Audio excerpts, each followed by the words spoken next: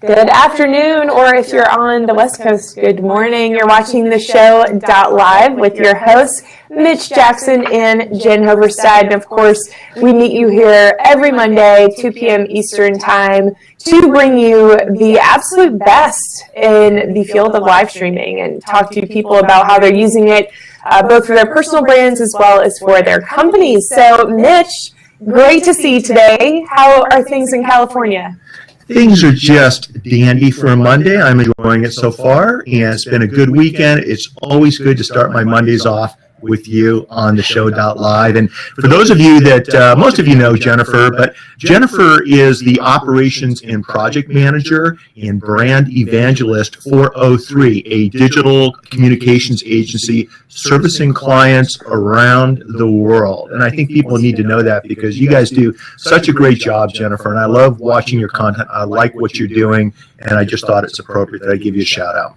Well, thank you, Mitch, and of course it is quite an honor to be, of course, hosting this blab with you as well. So, and I love watching today your Periscope. You had your big business tip, 30 years. Do you want to give people a hint of what you shared on your Periscope, or should we just send them to your Periscope, watch the replay? Well, my Periscope really had everything to do with today's special guest, Bryan Kramer. And, before the internet, before all the great books out there, Bryan's 2 awesome books, and we'll let you give the appropriate introduction to Bryan later on in the show. But it has to do with just being a human being. I don't care what we do for a living. Show your human side. Connect with other people on a human level. And I was privileged to share both of Bryan's books today during this morning's Periscope. And we'll get into that a little bit more today. But that was my big business tip. It's something that a lot of people don't do, but more of us need to, right? I love it. Absolutely. Absolutely, Mitch. So real quick, just want to give a shout out to our sponsors. I'm recognizing this week Perfection Chocolates. Many of you know him as Chocolate Johnny, but Chocolate Johnny runs an almost 70-year-old Australian-based company, Perfection Chocolates. And of course, this week again, they are one of our sponsors. They are owned and operated by Chocolate Johnny's family in Rose Bay, Sydney, Australia. And when you step into Perfection Chocolates, you feel as though you've stepped into a quaint European specialty store. So all sweets are handcrafted with love. And of course, you can visit them online at perfectionchocolates.com.au or on Twitter at Chocolate Johnny. I love what Chocolate Johnny is doing. We're going to start sending our new clients a special treat from Chocolate Johnny all the way from Australia as a thank you for trusting us. So awesome. It'll be a unique little gift. Real quick, we have another sponsor this week, Jennifer, and we have Archon Mounts as one of our sponsors. Archon Mounts offers one of the largest assortments of high-quality mobile mounting products in the consumer electronics industry. Archon products include professional-grade mounts, holders, and other accessories for smartphones, tablets, cameras, GPS, and more. I have an Archon mount that I use all the time. This is the one I use all the time, you guys. It works really, really well, both horizontal and vertical. It's awesome. It's light. It's put together, first class, first rate. And Jennifer, for viewers on our show, Archon's been kind enough to offer a 10% discount on all orders. If they go to the Archon website and type in The Show as the little code word, they'll get at least a 10% discount. So we're very happy that they've extended, Archon Mounts has extended that discount to our viewers. Thank you, Archon. That's awesome. So let's go ahead and bring Bryan on in. What do you think, Mitch? I think we need to. And let me unlock the seat. And Bryan, if you grab the seat, we're going to jump right in because we know you have to get going early for your show a little bit later on today. And for those of you while Bryan is coming in, if you'd please hit the share buttons on Twitter and there we go. And share today's show with your amazing audiences. What's happening, Bryan Kramer? Hello, Bryan. Well, Bryan, real quick, let me give you a proper introduction for anyone. I mean, I'm assuming everyone knows everything that you do, but just a quick run through for our friends who may not be familiar with your work. So, Bryan is the CEO of Pure Matter with his wife and business partner, Courtney Smith. But Bryan has also done numerous things in the social networking space to really encourage us to connect not only on a digital level, but on a human level. So you may recognize Bryan from his 2014 TED at IBM talk, which was titled "Why Sharing is Reimagining Our Future." It trended nationally on Twitter. Number one, he did an experiment receiving over 21 million impressions within a 4-hour period of time in 10 countries, which I think is, as the analytics nerd in me, is fascinated by that. He has 2 books. In January 2014, he released his first book, There Is No B2B or B2C. It's Human to Human, #H2H, which rose to the number 1 top-selling spot in business books on Amazon in its first week. And then in July 2015, he released Shareology, How Sharing is Powering the Human Economy, which debuted on USA Today's best-selling books top 150 list. Just a few titles he's been given. The HuffPo listed him in the top 50 social CEOs on Twitter globally. Forbes has listed him as a top 25 influencer to follow, and Inc. said he was one of the 25 social media keynote speakers you need to know. So, of course, Bryan is located out in San Jose, California, and just every day, something new, Bryan. I love what you do and what you bring to the social media industry, because I know you constantly have my wheels turning with new ideas and how I can serve my clients better. Wow. What to say? Is she the most amazing co-host or what? That's quite the intro. Thank you. Bryan, we're so glad you're on the show. I mean, this is awesome. And, the H2H and Shareology and showing your human side. I mean, one of the things Jennifer and I that connected us is live streaming. And it allowed each of us to show our human sides. And Bryan, when we met up at San Francisco, it was like Jen and I knew each other.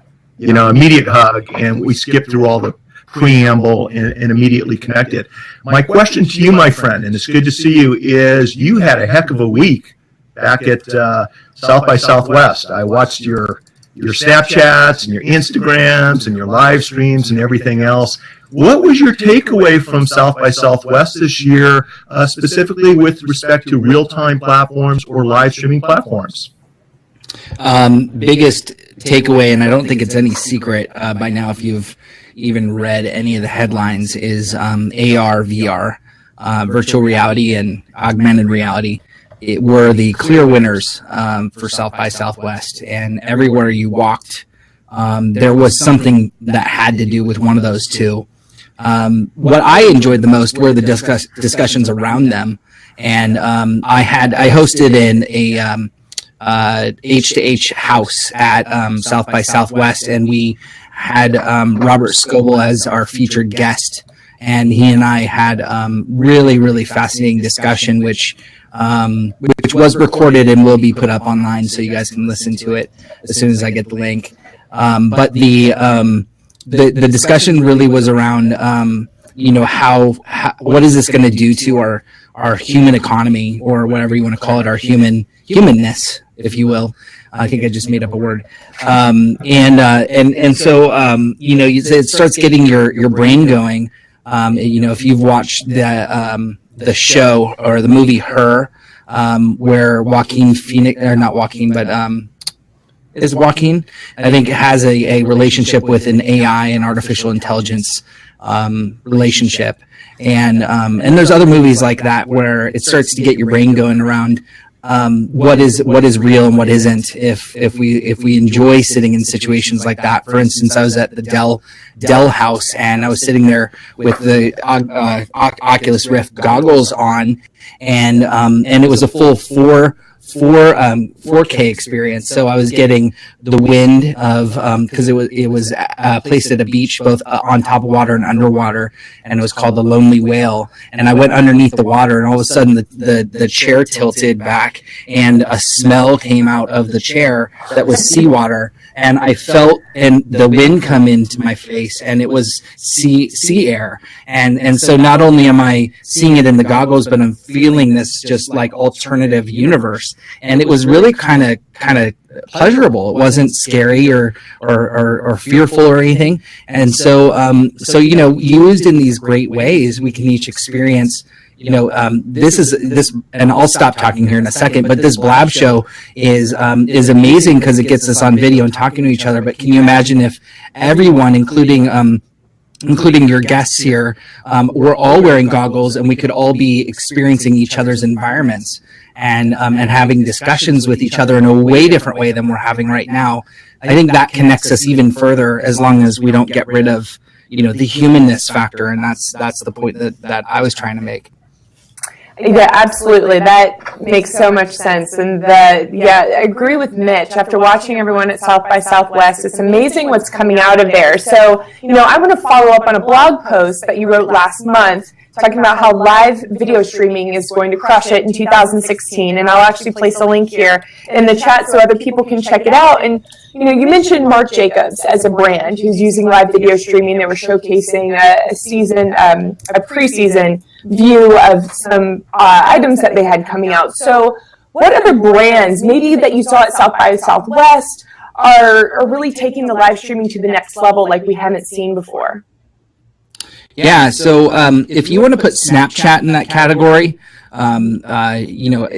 it's hard to know what we're calling live streaming these days, but I would put Snapchat in that category just because it is live and it only lasts for so long. And I would say that Snapchat probably was one of the top three that crushed it at South by Southwest. And the reason is because brands were starting to catch on to the fact that they could buy and localize overlays. And the overlays, those graphical overlays that you could buy for, I think it was like $15 or $25 per geography, and it was like a geo fence, right? So let's take Gary Vee as a brand. He bought 15 locations, 15 geography locations, and he had his book as a geography overlay. And so wherever you were at, you would flip through to try and have a geography overlay, right? And then you would find his book as one of the overlays. And I swear to God, it was like everywhere you went at South by, he owned an overlay. The dude just bought the whole lot and said, I'm going to own South by, and he did. And I think, more and more brands are going to catch on to that it's really cool to personalize, a fun experience using, these technologies. And it was kind of funny too. I think I was in like maybe the Samsung house and one of their competitors would be like a Dell, and Dell bought the overlay on top of the Samsung house. So it was like this competitive nature going on as well that I think was pretty smart. It's we have a trial, Brian, in 2 months, big wrongful death case in Orange County, and I am going to buy those overlays for the Orange County Superior Courthouse, so that when my jurors, when my judges, when my opposing counsel all click and check out what's going on in the trial, there'll be appropriate content there. And we're still working on that, but it's amazing how different industries can use this type of technology for their own purposes, if it's done in the right way. And I think if jurors are going to be checking the status of a case, I want them to see my message and not opposing counsel's message. And, I think it's kind of cool. When you talk about Snapchat, and I think that does fall into the platforms that we're talking about, what I've mentioned to a couple of other executives is that, for example, with you and I mean, we don't connect that much on social, but for some reason on Snapchat, you and I have kind of connected there. And I appreciate it, and it's cool, and we're sharing family stuff. Your thoughts with respect to professionals using the new live streaming platforms, the real-time platforms, such as Snapchat, to connect on the human level, Brian. I mean, how has that affected Pure Matter, the company you're CEO of, and how has that affected your relationships with other people? Well, it's really interesting. Like a lot of people. It's really hard. So I'm trying to figure out where my timeline to start to answer that question, because there's a bunch of different ways I could approach that. I'll go back a little ways to when Pure Matter was Pure Matter, and it was before. I guess this sounds really weird, but before I was me, and everyone knew me as a social person. Because at heart, I'm really kind of like a private person, and that really shocks a lot of people. And I really saw Pure Matter up front and Bryan Kramer or Courtney Smith, my wife, as a behind the scenes, both of us behind the scenes, and the brand out front. And the business is now 15 years old. So it took me a lot of time to get over that and to get over myself. And I think it was probably around 10 years in where I started to figure out that the business wasn't going to grow based upon, we weren't Coca-Cola or Nike. We didn't have $1 billion to put into advertising, and businesses don't grow that way anymore at that size. And so once I started to realize the power of personal branding and what it could do and how it was going to help support the business, that it wasn't just about me, it was about supporting the business back, then that's where I started to, I think, tilt my own personal brand. And so now, fast forward to your question, I probably wouldn't have been okay with live streaming based upon the me that was 5 years ago, but the me today knows that people really want to connect back into a business, and they want to see who works there, and they want to understand what the personalities are like, and they want to get an inside look at things, or they want to get behind the scenes or backstage looks at things, or maybe they can't even get there. Like, for instance, at South by Southwest for our H2H party, people couldn't travel there. And so we just did a live stream of the actual party. And so anyway, there's all these different reasons that it really helps, I think, people to connect back in. Now just to kind of talk about why we connect, you and I, Mitch, on Snapchat so much versus everything else, is because it has a private conversation, private chat feature. So if there's something that resonates with you, or vice versa, something that I resonate with that you're sharing, I can flip up and quickly say, "Oh man, how fun was that?" Right? And we can have a conversation. And quite frankly, I don't think a lot of people do that. So I only get like a handful of people that actually take advantage of that moment to say something. And I've got a lot of people that I follow or follow me on Snapchat, but not many people actually take the moment to do that. So of course I'm going to connect with you because you're taking the moment to say something that's meaningful, and I appreciate, by the way. So I think that goes to just about every video live platform. Like everything that we're on, not many people take the advantage to actually reach out to the person and say something like, "Hey, that was meaningful." You would be surprised. Like, I think you would be surprised how much my email inbox or my private messages on any platform actually have people reaching out and saying something meaningful. It usually ends at the time that the video ends, and that's that. And that's not where it should be. It should be like I was talking with my friend our friend Bryan Fanzo. I said, the reason that I think that growth happens, at least happened for me, is because I don't see the video ending and all conversations ending at the moment we shut it off. I see 30 minutes after to when it ends. So after we get off this, that's when the real conversations begin, because now I can talk to each person one-to-one. I got to set the time aside to make sure I do that. Did I even answer your question? I think you did. I think kind of in a Rotarian quasi-lawyer approach. So to follow up with that, I think Jennifer Quinn, also known to all of us as Jenny Q, asked a great question. What do you think keeps people from reaching out individually? If they have such immediate and direct access to people that certainly they want to hear from people like you, Bryan, why wouldn't they reach out individually? What have you found? Okay, so I can't tell you why everyone does it, but I can tell you that I was thinking about having Tim Ferriss write the foreword to my book Shareology, and I couldn't figure out how I was going to reach out to him to do that, and so I just never did. And then here I am. I'm talking to a friend of mine, Charlene Lee. We were at dinner at an event in Texas like a couple months ago, and I was telling her about it. And she said, first of all, he's a good friend of mine. I wish he told me I could have made an introduction. But second of all, you'd be surprised how many people actually reach out to him or don't reach out to him for exactly the same reason you didn't. And she said, and I'm willing to bet that the same thing happens with you, where people just don't reach out because they don't think that you're going to respond. So you just don't get that many. And so I think if you look at it, like, think about it, like, not a lot of people are actually reaching out to anyone. Like, there's not a lot of human to human going on. Behind the scenes, there's not a lot of people emailing each other and saying, hey, I just wanted to thank you for the show today, or I just want to thank you for, or what did you mean by this? I was curious, or how can I help you do this? Whatever it is, not a lot of that going on. And I think most of it is like those, we're all warned off against those spammers out there, like on LinkedIn, when we accidentally accept somebody who then returns back with a sale, which bugs us all, I know. Then we get tons and tons of those, and I can tell you get like 9 of those and one real human conversation. And man, when that one human conversation comes through, it makes me want to respond and thank God that there's really still humans out there. That's true.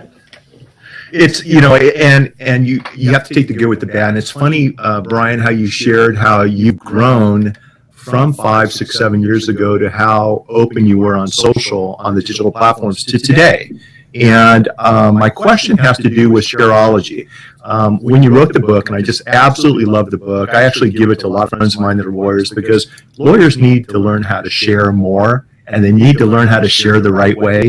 And when I say share, I'm talking about sharing who they are. Okay, there's lots of good content out there, but sharing it and showing your human side, I think, is so important. And a lot of professionals need to learn how to do this. So for people that haven't, for whatever reason, jumped on live streaming, whatever the platform may be, and for people that have read Shareology and they want to start sharing on these digital platforms, using the approaches that you teach, can you share a couple of tips for jumping on live streaming and sharing in an effective way, a persuasive way, but also in a human way? Your thoughts?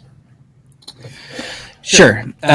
So one is answer everyone, or come close. Don't let anyone get unanswered. I really try hard. It does get hard at times when you're traveling or family time or whatever, but if you can help it, give somebody a hat tip, a nod, a thank you, a something. Everyone deserves it. And maybe even the spammers. I turned that one spammer into or I should say troll into a quasi friend. I mean, everyone deserves a response.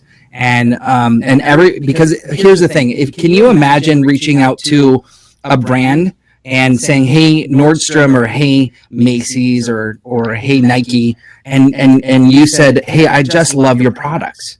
Thank you so much. And all you get is golden, is just silence, nothing.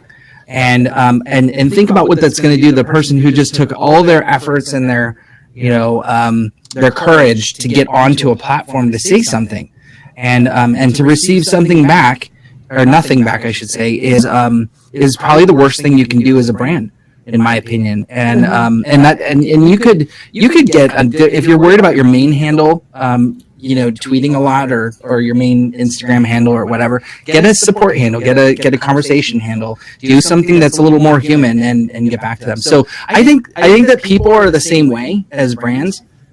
They kind of go hand in hand, and so I try to reach back. I think Jenny Q's on here. She could tell you we go back and forth just like Mitch and I on Snapchat all the time. That's what it's all about. It's all about the conversation, and it leads somewhere. I don't know where, but it leads somewhere. It eventually leads to a handshake, a hug, or an event, a business. Who knows?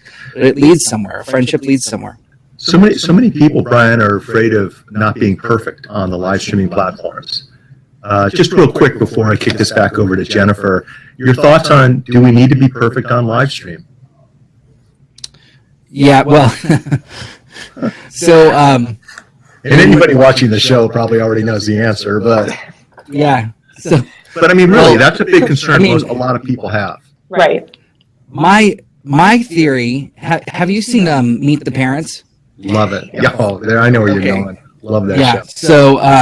So we're all Gaylord Fokker, and I don't care who you are.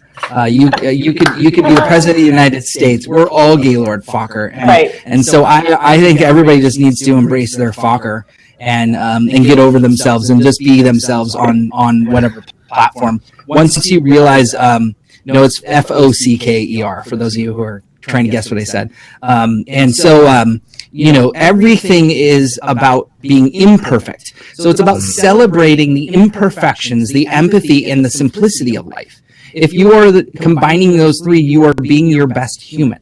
And so imperfection is probably the key to life. We're all trying to be perfect. Perfect doesn't exist. Mm-hmm. Show me something that's perfect, and I will give you $1,000. There is no perfect. So I think that there's and that was dull hairs, not dollars. But there is a lot of people online that are afraid to get on and do video streaming, or afraid to get on Facebook and share too much.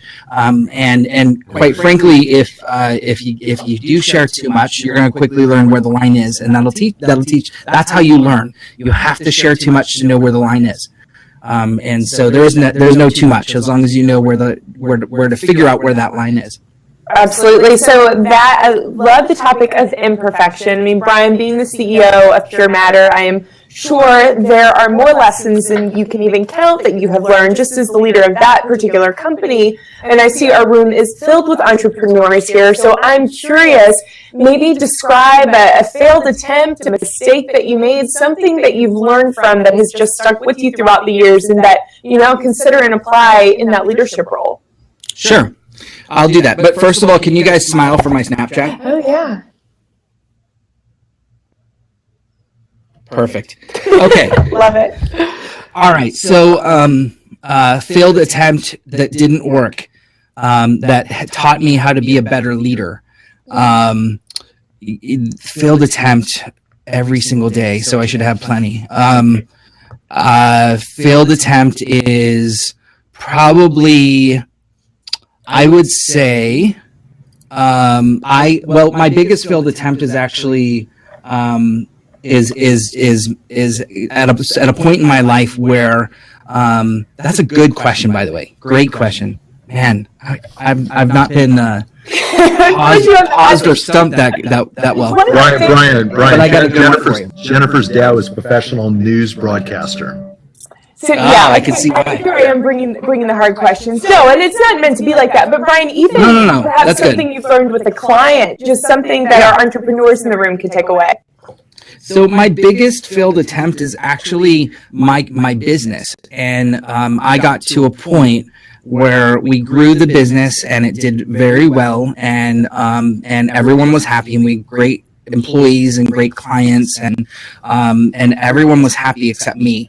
I wasn't, because I had managed to delegate away everything that I had done to everyone else, because that's what I do. I feel like, I'm a good delegator and a good manager, but then I turn to build something else, and that's kind of my makeup. Unfortunately, I delegated so much away, and we were doing so well, and I lost my way. I didn't have any ideas to what I wanted to do next. And I did what we're all talking about here, and that's where Shareology came from. I started to share. I started to build, interviews with other people. I started to learn from other people through writing, through blogging. I started to really learn through myself by getting a lot of these things public and out there. And in doing that, I ended up meeting all these phenomenal people, like you've got a whole bunch of people I know on here that I met over those years. And as well as people like Ted Turner and the CMOs of Cisco and SAP and you name it. And all these people came from this desire to get out and interview people like you guys are doing now. And it turned into, I was fascinated with what they had to say. But oh yeah, there was a camera on it. Or we were being recorded. So it was kind of like this byproduct of great information, and I'm helping other people, and I'm learning myself. And after doing that for a while, I realized that people were really starting to enjoy this. So I turned it into a passion, which then turned into me helping Pure Matter again. and I found my way, and I felt good again. And now all of a sudden, Pure Matter is not only doing well, I'm doing well. Right. And there are always things that I can do better, but I'm feeling great, and I'm feeling on top of the world right now because of all that. That's awesome. What a great example. Thank you for sharing that. That's great. Absolutely. Whatever it takes to get your batteries juiced up and rock and roll, that's what it's all about. And I think your customers appreciate that more than anybody. We have Debbie Ellickson here. Debbie and I are old friends from Spreecast. I don't know if you remember the Spreecast platform, Bryan, but she's a social media whiz. And Debbie, I don't know if you're frozen or not, but how are you doing today? Yeah, my internet seems quite slow, doesn't it? I'm great. It's so great to see you guys face to face. I like Mitch. I love webcasting as well, and I mean, I would not have met Mitch if it hadn't been for webcasting. There's so many people we meet face to face, and I have to continually tell my analog friends who don't see the value in even Skyping, they're almost afraid of the webcam. You actually develop just as close relationships through a webcam because you are face to face as you would if we were sitting across a Starbucks coffee table, I think. It's just amazing, Debbie. Do you have a question for Bryan? Bryan, one of the things that I've been noticing more and more, and probably because I'm seeing more shows talking about this. Like, for instance, last night there was a documentary about girls and coding.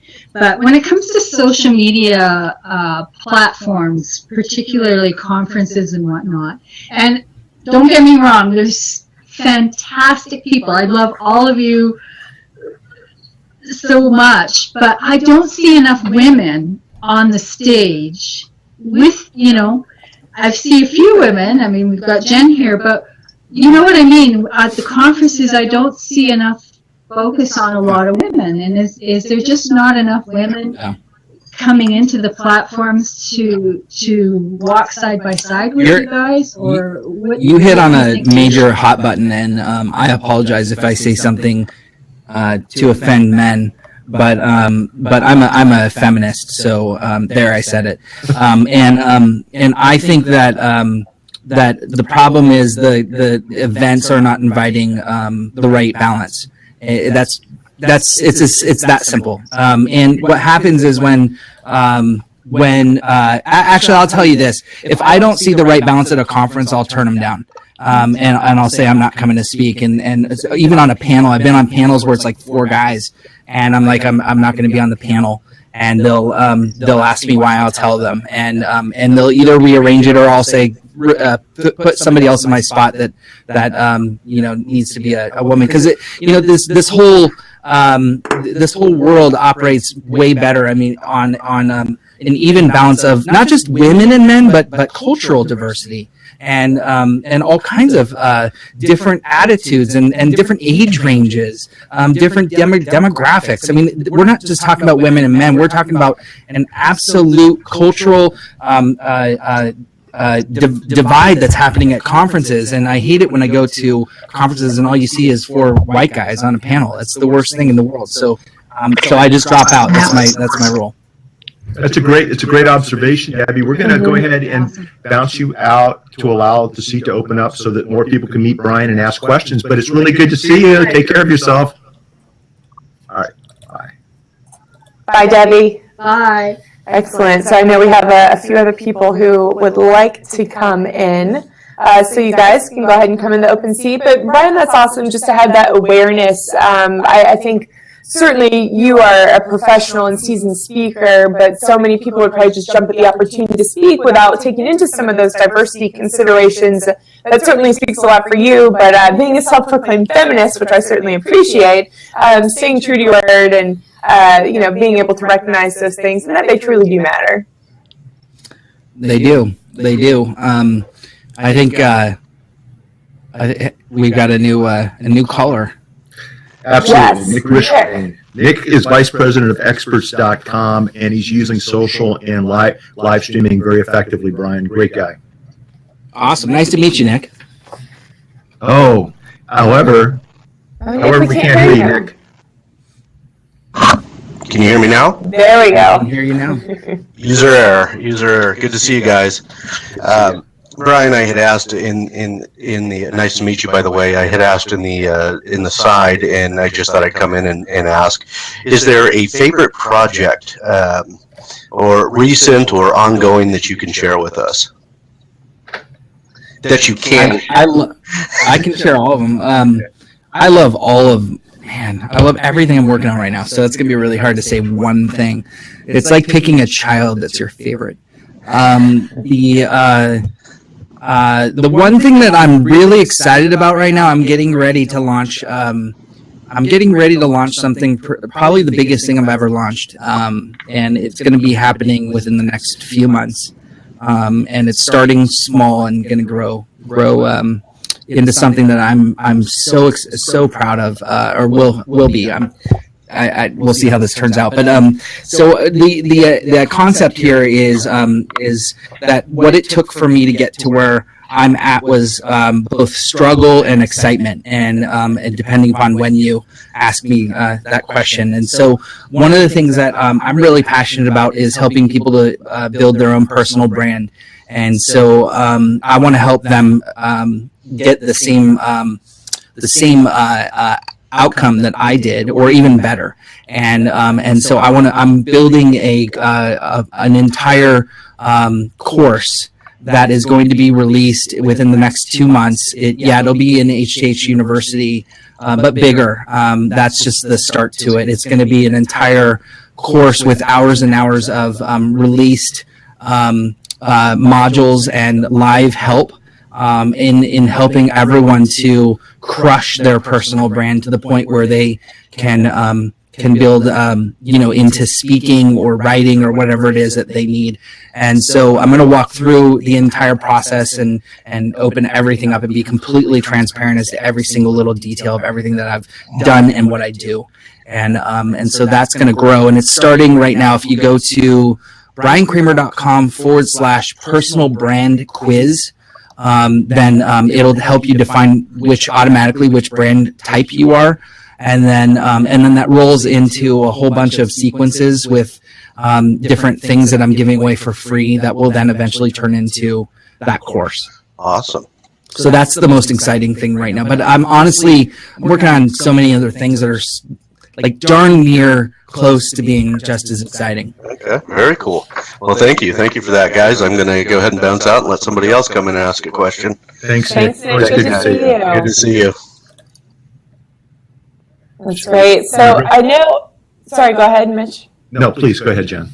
I was going to say, JS asked the question. I saw him talking about it earlier in the comments here about your 90 days to Ellen. And I was not familiar with it, but glanced at it here. And so anything you want to mention there, I know he would like for you to talk about it just a little bit. Yeah, tell him he has to get on video if he wants to ask me. Oh, JS, there we go. You got to come in the blab. I love it. So if you would like to, the seat is open. I'm assuming the seat is open. I can't see it. Can you see it, Mitch? Yeah. Okay. I'll bring him in. Okay, great. Hang on a second. There we go. We'll bring JS in. All right. So there's a lot of things. There's a lot of things about Brian and Pure Matter that I've enjoyed over the years, and certainly not the least of which has been some of the IBM stuff that you've worked with. The 90 days, Ellen, which I'm sorry I let you down on, but you tried. You did try. The other thing. He had Janet Fouts on the other day. Now, I know him, and I looked at her book, and I said, what the heck is substantium? How come I haven't heard of substantium, Brian? Yeah, I know. So I have, you may want to mute your end. I think there's or your speaker, there's a little echo. I actually have four companies but I don't market outward a lot. Substantium is one of them. Substantium is a book publishing company. We help people to become authors And that's part of my personal brand. As I just explained to everybody, I'm trying to help people and their personal brands. And part of that is helping to become thought leaders. And one of the greatest ways to become a thought leader is to write a book. It's not the only way. You don't have to write a book, but it's one great way to do it. And so there's a lot of people with a lot of different pieces of great information out there. They want to write a book, and I have a company that will help publish that book, get it online, also get it on print on demand, and push it to all the different book publishers like Amazon and Apple and Nook and all those guys. So we do that, and then we've got a community built around it. We have Ted Rubin and Kari Anderson and Janet Fouts and a whole bunch of people. We have about one new author a month. And honestly, it's not something that I'm looking to make money on. It's very cheap to do. It's $500 to become an author, and we'll help people get online and get their book published. It's another $500 for their printed book. So, and that's what it is. Fantastic. JS, we have Bryan for about 4 more minutes. We're going to bounce you out. Thanks for your comments and questions. But I did come on, so you didn't mention 90 Days to Ellen. You want the 90 Days to Ellen? The short 20 of it? seconds or less. You got it. 90 Days to Ellen was a test to see if we could prove that social media built real-world relationships. We did not get Ellen to have lunch with us, but we did make thousands of relationships, and so we consider it a success. Bryan, we want to respect your... Sorry, Jen. No, go right ahead. I just like to talk, I just want to respect Bryan's time. I know, Bryan, you've got a show coming up, and we've got just a couple of more minutes. What show do you have coming up? How can our viewers watch or listen to today's show or your past episodes? And what do you have going on for 2016 that we need to pay attention to that we haven't already talked about? We haven't already talked about. I'm really excited, as you know, Mitch. I just launched my podcast, and so I'm very excited about that. It just hit the homepage of iTunes, which was a huge surprise to me. I almost crashed my car when my wife texted me that, and It was so a self-driving car, though. I wasn't self-driving at the time. I wish I was. Okay. It only helps if you're actually using it. How can we listen to your podcast? If you go to iTunes and just punch in my name, it'll come right up. Or you can go to bryankramer.com, click podcast. They're all there. Yeah. Thanks, man. Oh, yeah, no, absolutely. You're doing a great job. I just listened to your most recent one yesterday during a run, and that's why I like podcasts. It's a great way to stay busy, right? Always learning. Never stop learning in life. That's right. Jen, why don't you wrap this up, understanding that Bryan's got 2 more minutes. Absolutely. Well, Bryan, I just wanted you to touch on your Twitter chat that's coming up next, and perhaps some of the people in our audience may be interested in following you over there. Sure, yeah. Thank you so much. You guys have been so kind about asking me about all the stuff that I'm doing. I feel like we need to reverse the role here, and so that I can ask you guys what's going on in your lives. Now this week is a year anniversary, and so today we're going to be sharing and we're really excited. I have a co-host, Susie McCarthy, who is an absolute rock star, and we've been doing now H2H chats, like I said, for a year. The next one coming up is Andrew Davis, and he wrote several books. He's a huge keynote speaker. He's going to be talking about his book, and we've had all kinds of people on the show, Brian Solis and Joel Comm and all kinds of people. So yeah, we get about 30 million impressions, and I don't think we have not trended on Twitter in a year. It's been a very successful Twitter chat. We have a great community, and so you just need to join by going to H2H chat on Twitter, #H2H chat, and you'll see the link right there. Put that in the chat. I'm going to put that in the chat right there. H2H chat. And I have enjoyed. I usually grab lunch, and I like to listen and participate in the chat. And what's really cool about your chat, Bryan, is whoever's organizing it, they're real good about bringing the questions in and engaging the audience. And I think a lot of shows forget to do that. Mm-hmm. So Awesome. hat tip to Thank you. you. Well, thanks for being on our show today. We really Thank you, appreciate it. We know you need to run and get ready for your show, Bryan. Jen, let you and I stick around for a few minutes if you don't mind. Yes. I'll go off the record and stop the recording. But Bryan, thank you so much, my friend. Really appreciate it, and much success in all that you do from this point forward. You guys are awesome, and I meant what I said. We need to do another one of these where I get to ask you guys the questions, because you guys are doing some pretty awesome stuff yourselves, and I know Mitch, you a little bit better. Jen, I need to get to know you now. You're stuck with me, so now you have to get to know me. And so we're gonna we gotta do this again and have some fun, and I wanna see what you guys are up to. It would Sounds be great. a pleasure. Thanks, Bryan. Okay. Take care. Have a great day. Bye, Bryan. All right, cheers, guys. Cheers. Bye bye. Is he awesome or what? Let me go ahead. I'm going to go ahead. You know what? Before I stop the pause the recording, Jennifer, let's and I do want to chat with you a little bit afterwards. So everybody stick around if you want to maybe come on and chat with us for just a couple of minutes, because we finished early today. We have an awesome guest next week also. I mean, every week we have awesome guests. This is so much fun. But next week, you guys, we have Shama Hyder. Yeah. And Shama is just the Zen of social media marketing. I mean, talk about a superstar. If you guys, most of you probably know Shama. You probably read her books.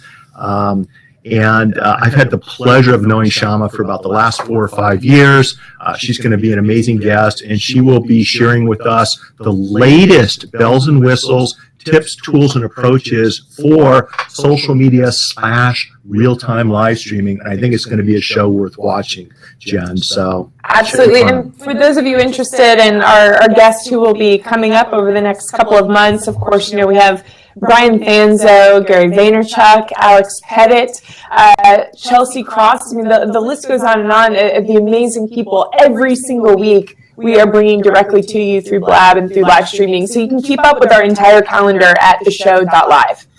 So thanks for being with us, everyone. We're going to stick around for a few minutes when we go off the record. But it's been a beautiful Monday, Jen. It's always good to see you live on the record. And for all of you joining us, thanks for your questions. Thanks for your support. And always make today your masterpiece. Bye, everybody. Bye, y'all.